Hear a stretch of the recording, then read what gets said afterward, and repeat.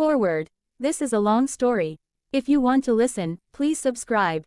I'm a bit busy, so I'll do chapter 1 first. I hope you enjoy listening to the story. Chapter 1. My village was a remote, secluded place in the Mekong Delta, in the late 1800s and early 1900s, back when people didn't even know what electricity was.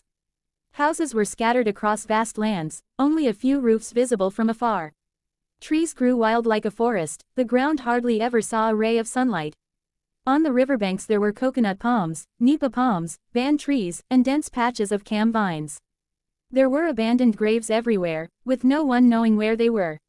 In those days, tigers and other wild beasts roamed freely. People used to say, alligators grab you from the river, tigers snatch you on the shore, and that saying came from villages like mine. Even though my village had wide land, the population was sparse, and houses were separated by several acres.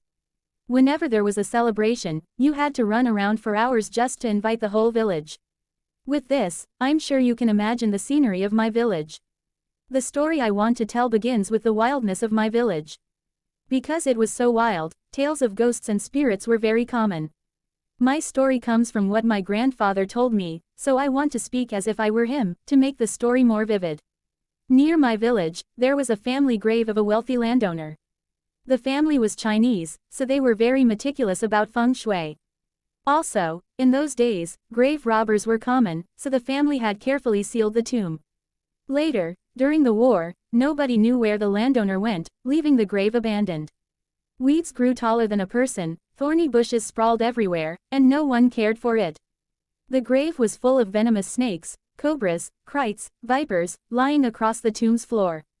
Because it was so wild and desolate, ghost stories began there.